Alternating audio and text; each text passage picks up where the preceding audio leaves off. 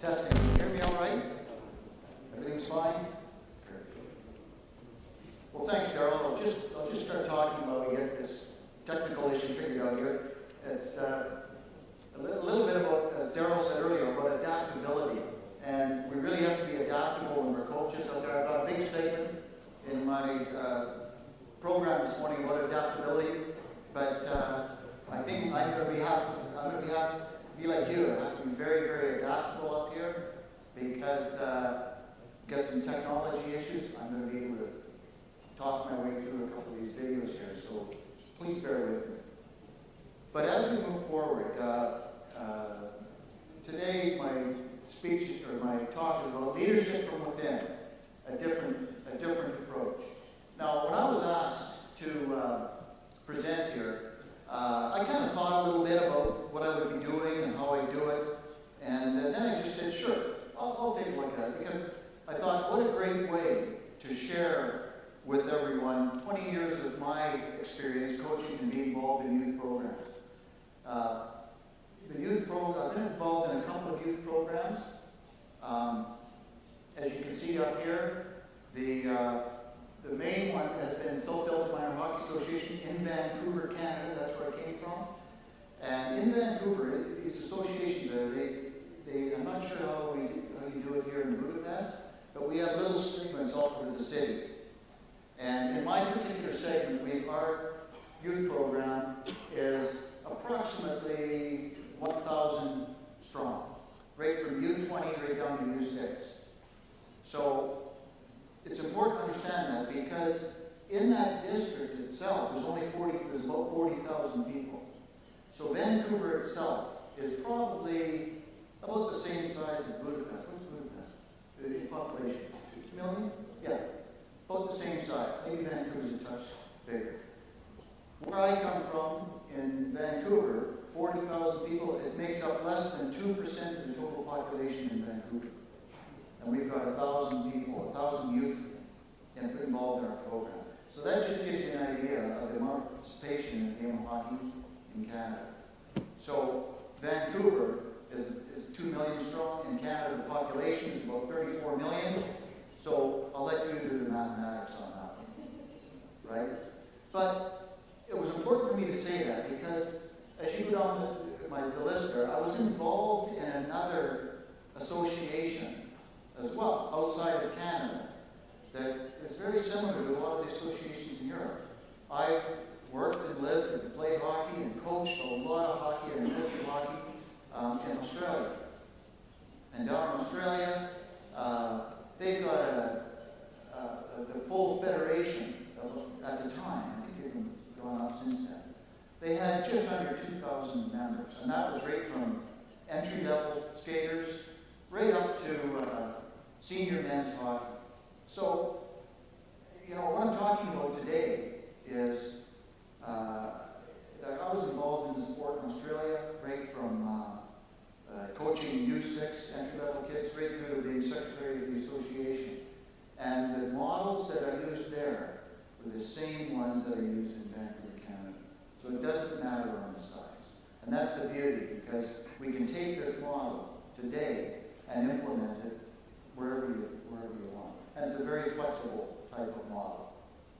So that's really the premise of my talk today. It's not going to be how to build a plan to run a good youth hockey club or a good sports program in terms of the team. It's just some theory, some fun here. And actually, as Daryl mentioned, if you can pick up one or two things out of a presentation, it's a good presentation, right? So that's my objective today, is have a little bit of fun with this, let you go with some thinking on it, and take it from there. The other reason that it would be quite nice to come to Budapest and do this type of thing, I didn't come just strictly for the presentation for a couple of days. I came to watch some good hockey, and I'm glad I'm doing that. The beauty of it is I'm not going to tell you how many years ago, but I had the opportunity to play against a couple of teams that are involved in the tournament here. And one of them was being the Hungarian national team. So it's really quite nice. Really quite nice to see them play, to take a look at some of the guys. I know one or two of the players. I know the assistant coach really well, so it's really a nice situation for me to be able to do this as sort of the icing on the cake. Okay, let's move on. Today's topic, I like breaking things down, make it real simple. And you can add things in, take things out. It's flexible. But I really looked at building a successful program through leadership, mentorship, and coaching. And then, of course, if you do those three really well, what do you get? You get a very good team that comes out of it, or teams. Therefore, you get a very good youth organization. But I put them in this order for a reason, right? Leadership comes first. It has to. You have to have a plan. You have to have someone there that has some type of a roadmap, a direction for you to go in. Mentorship, very important part of the whole process. A good leader needs a few people around him to take his message out and get it down to the coaches, which is the third one. And the coaches, though, don't get me wrong here. The coaches have to be leaders as well. So it's a very flexible process that we've got here. Because what does a coach do with his team? He leads that team. He directs them. He moves them along. So based on my description, he's a leader. And that's good. However, he has to reach down to the players. He has to reach down, coach the individual, lead the team. All right. That takes us to, is this topic that I'm discussing today a different approach? You know what? It really isn't. It's an age-old process. The reason I picked it is that because it works. And I've used it in small associations, large associations. I've used it with hockey teams. I've used it with sporting clubs. I've used it in business. It works. So it's a very simple approach. There's the first one. Yeah. Oh, sorry.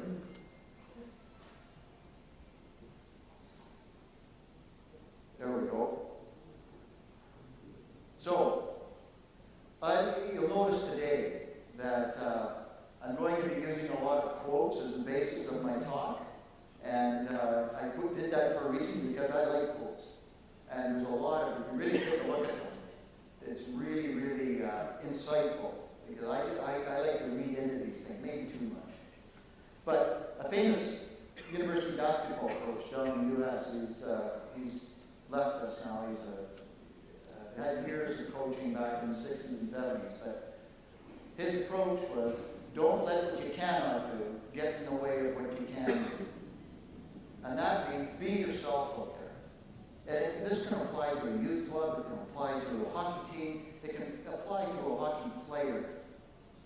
Is that don't try and change the way you are just to fit into who you're playing against. That never works.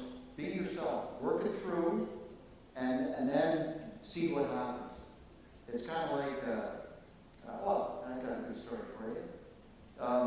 Vancouver, I flew over from Vancouver on the weekend. And it's a long flight. It's 13, 14 hours, thereabouts, I believe. And it took me 18, but I won't get into that. But I decided when I was leaving Vancouver that, what can I control here? I want this to be a comfortable flight. What can I control? How can I make it comfortable for myself? So I was talking to the flight attendant, the airline stewardess, and she left and did some other things. And I said, I called her back. And I said, excuse me, can I get your name, please? So she gave me her name and said, also, could you get me an evaluation card for the flight? And so she looked distressed. So she ran away, got the evaluation card, came back to me and handed it to me and said, excuse me, sir, is there something I did wrong? Can I fix it up for you? I'm sorry. And I looked at her and said, oh, no, not at all. I just wanted that flight evaluation card for my trip so I can write down the best things that are going to happen to me today on this trip. guess who got the good service all the way from Vancouver to Budapest? I did. That's what it's all about, is do what you can control and good things will happen. Okay, it's kind of like inventing your future. Now, this next slide, it looks kind of complicated, but it isn't. It's just something that I like, but really, you can apply this. I'm going to just talk through it. It's kind of like, put it over there for a minute, and we'll run through this. But what I'm trying to do here is to get everybody to understand the idea that if you belong to a part of a hockey club, we'll say, you're there for a reason. You're not there just as a follower. You've got to be there to help improve that club in any way, shape, or form. Regardless if you're coaching the young little guys, right? Or if you're coaching a senior team on the club. What this is I use this model in many different ways. The ultimate goal is strong clubs in the middle. You break that down any way you want. I just broke it down into management, players, fans, alumni, you name it. But the leader has to focus on getting a strong club motivated and on its way. So he empowers the others around the group to think for themselves. Don't do what I do. You're empowered management. You've got this goal to work through. Just go do it. Players, alumni, fans, go do it. And I'll just sit back as the leader and wait for good things to happen. That is the way it works. Now you can take this. How many of you here are actual coaches? Coach club teams or youth or lots of you? Yeah. You can take this model and just plug it right into a youth team. And have the goal right there as let's have measure fun somehow. Put that right in the middle.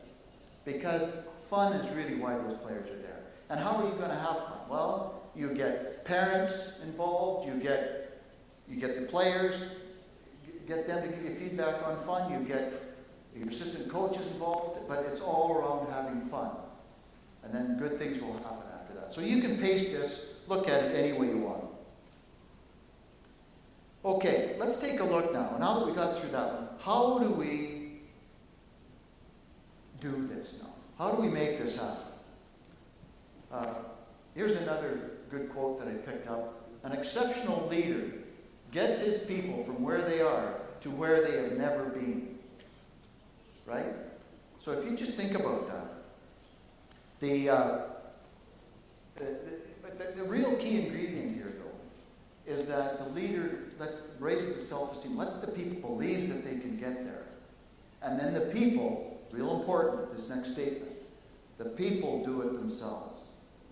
Right? They don't just follow the leader. Okay, what's next, boss? What's next? What's next? The people decide for themselves what that means and they do it themselves. It's real important. Really what it is, when you take a look at a leader, there's a bunch of different things that are involved there. One of the big things, I think, particularly with youth programs, it doesn't matter. It can be national teams. You want to get in there and raise the self-esteem of the players that are on the team. That's critically important. Because if you raise the self-esteem of the majority of players on your team, those people will, it's amazing what they will be able to accomplish. And that's the whole key here. I'll give you a little story. Actually, I got a couple. But they were both part of me. I was involved in both of them. One of them goes back to where I grew up in Canada. I grew up in I never did tell you that. Very sparsely populated part of Canada. Canada is a very, very big country.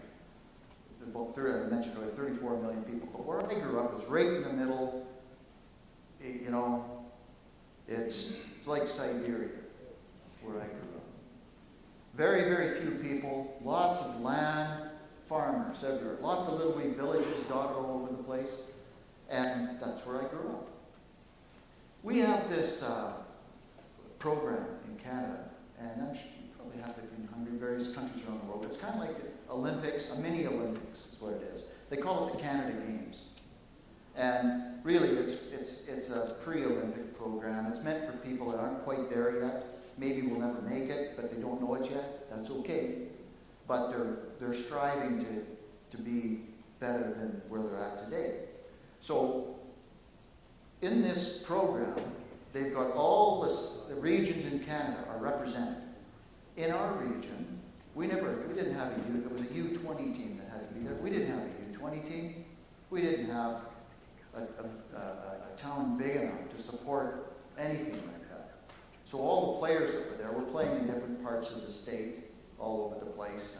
But the leadership group that was asked, you guys got to get a team together to compete at the state level, and the winner of the state level goes on to the national level. So our leadership group there, and I didn't know them at the time, but they were very good. They started making phone calls and collecting a whole bunch of U20 players to try out for this team. They gave me a call. I said, yeah, okay, great. I'll do that. I'll travel hundreds of kilometers every week to practice, every week to play. I was living 300 kilometers away and I had to go out and do this thing. I wasn't the only one that was doing that. It was all the players had to do that. They're from all over the place in this big district. Well, I was fortunate enough to make the team. So we get together, and I'm looking up and down the dressing room, and I say, well, okay, we got a group of guys here, and that's all it is. We've got a hockey stick and a couple of rolls of tape. We didn't have any uniforms, no socks, no league to play in, and we've got to go compete at the state level against these very, very strong teams. We were just, what do we do? So, well, we had to borrow uniforms to play exhibition games just to get some practice in. One day we were the Jets, the next day we were the Penguins. I think one game we were called the Sex Pistols because that's the only uniforms we could find, right? So, but eventually we had some success playing, and off to the city we go to play against 15 teams that have been playing in leagues all year long. We borrowed uniforms to go in there. We're sitting there, okay, who do we play, coach? And he knew for about a week who we played and never let us know. He said, you're playing these guys, and then he ran out the door. This team was our first game of the tournament. It was the team that was top in their league, in the best league in our state. They lost 2 games up to Christmas time, and we were playing them our first game. That was our first competitive game. So we go out, play the game, sit in the dressing room afterwards. We kind of look at each other and say, what just happened out there? We didn't know. We won the game 4-2. Not only did we win the game 4-2, the last half of the third period, they didn't get a shot on our net. And that's all because the leadership said to us right from the beginning, you guys can win this tournament if you really think about it. We didn't have a clue. We didn't know what we didn't know. And we go in there. After we win that first game, it was like taking candy from a baby. We went on, won the tournament. The last game, the final game, the score was 4-0 in 10 minutes. We went on to the national tournament, and we came this close to finishing in the top 3 teams in Canada for U20. Just for a little bit of a thing, we came in 5th in Canada out of hundreds of teams. And that was everything to do with self-esteem, a belief system that we could do. Another situation I was in, out of playing into coaching, same type of thing. And I fell back on that story quite a bit. I was coaching a state team in Australia, a state all-star team. Same type of thing, national tournament. We had a number of players that I had to choose from. Unfortunately, I had to make some cuts, but that's the way it is. We had the pleasure of having 2 of the top 5 or 6 players in our state in Sydney that were on that team. So we were playing. I named the program right from the beginning. Mapped it out. This is the way we're going to do it. We're going to work our way through this. I had a problem. The two best players showed up, didn't show up. Showed up, didn't show up. But I steadfastly went forward with the plan. And it wasn't individuals. Everybody knows what's going on. They got to be here. Outside the dressing room afterwards, I'd get on the phone and say to the players, come on, boys. You know the plan. You've got to be there. Phone the other one. Same thing. You got to be there. That's part of the plan. They didn't change their attitude. So one practice I went in there, in the dressing room, I told the boys, okay, look left, look right. Everybody you see in this room has made this team tonight. Every single person. And they're, oh, great. High-fiving, it was super. But you could tell there was still a little bit of trepidation. Well, then I said, anybody you don't see in this room is not on the team. And I laughed. And then we went out and had the best practice we had the whole time. Because the two players that were supposed to be on the team weren't in the dressing room, I just stated that they're not on the team. Took a chance. Management said, are you sure? And I said, well, can't go back on my word. We're doing it. Well, we know it was the first time in 3 years that we won the national championship that year. And we won it without those players, and that was essentially raising the self-esteem again of those players. Same type of thing. So I can't stress enough how important that is if you're coaching a youth team, if you're in a youth program, that's where it all starts. Fun, self-esteem. The elite teams will look after themselves if you push upwards from there. Okay. The next step in the way I talked about is mentorship. Very important. It's the success or failure of a hockey team or a youth club. This is where the leader has got his lieutenants. He spreads out the word to them so they can take it out to the others. Mentorship is all about empowerment. You want to empower people. You got to let go. As a leader, let go of your power and give it to other people so they can get going. And that's really what you want to do. It's like that model you saw of all those circles. That's what I'm talking about. It's just get more people involved, and that's the way it works. It's kind of like people like being led. They don't like being pushed.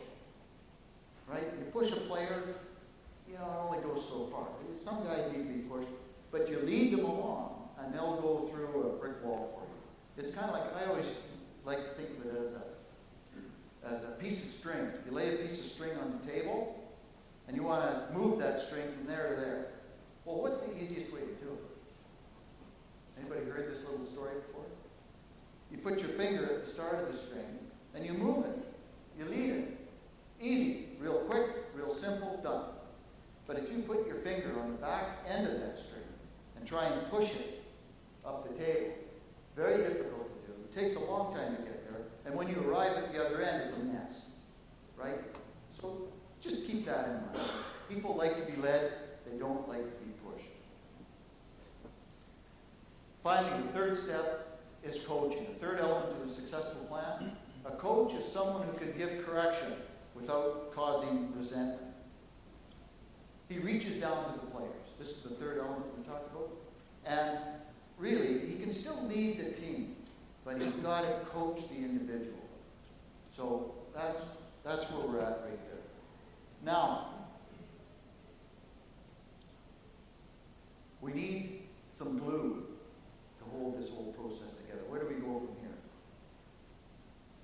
This is something that a lot of you probably have done in coaching a team or youth program, is set goals. Set yearly goals or 3-year goals, whatever you've got in mind. A quote that I always like, I've kept this in my head for years: set your goals in stone and your plans in sand. What I mean by that is you've got your goal set over here. Whatever it is, doesn't matter. And this is where you're at right now. If you can make it to that goal real easily, just go, it's done. That goal has not been set high. That's not a true goal. Every worthwhile goal has got roadblocks ahead of it. And those roadblocks can be stepping stones, or or they can be stumbling blocks. It's up to you. But to turn those stumbling blocks into stepping stones, you've got to keep your eye on the goal. The first step along the way, I've seen this happen so many times. Oh, there's a wall, can't get through it. It's 10 feet high, 50 feet long. Oh, I'm going home, it's too hard. You go away. That person took their eye off the goal. The next person comes in, just right over top of that wall, and they're off and running. It's because they got their eye on the goal. They turned that wall into a little speed bump. And that's really what we need to do. Now, here's a famous coach, Scotty Bowman. We've heard the name quite a bit. Very famous coach. No other coach has won more NHL championships than him. It says, if you're going to win games, you better be ready to adapt. Well, that's what we have to do today, because I'm going to see if I have to adapt or not, because I got a really good, fun video right after this, about 45 seconds. I'm not sure if it's going to work or not. We're adapting up here. But essentially, it's what I would watch, it's nothing to do with really sports or hockey or any of that. It's just a great video.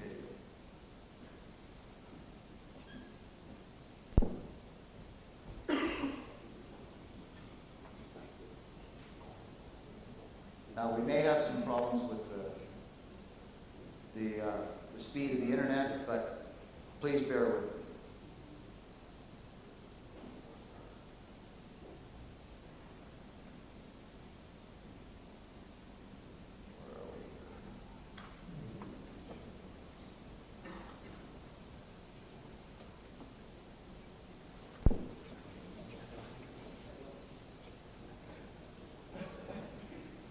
Add the mouse.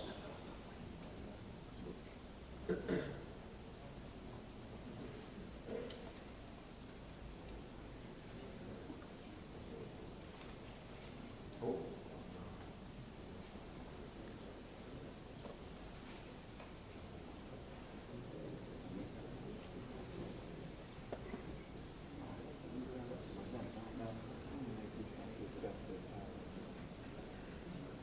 Looks like I might not be able to play it, folks.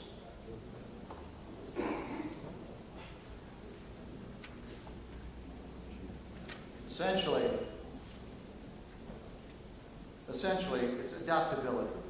It's really about figuring out the situation that you're in,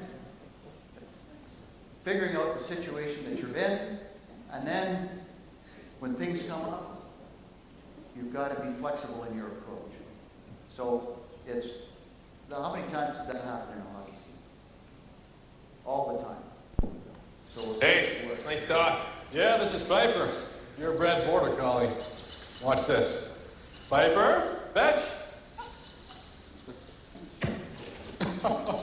Good boy, Piper. You're such a smart dog. So, what can your dog do? Fergus, Bud Light. Fresh, smooth, real Bud Light. It's all here.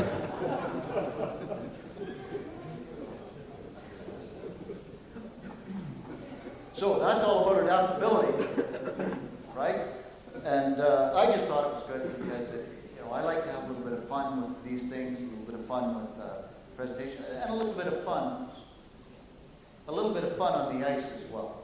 So you do things like this, it lightens things up for people, and they like to,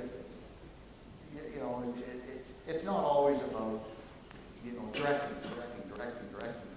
all the way through. So what we can do now is I can probably take it from there. Is I like to keep things real simple and break it down into sort of things that I can understand, because I got a simple mind. It's not very complex. But I've got that's it, thank you very much. A method of achievement here, and I just call it the cash method. It's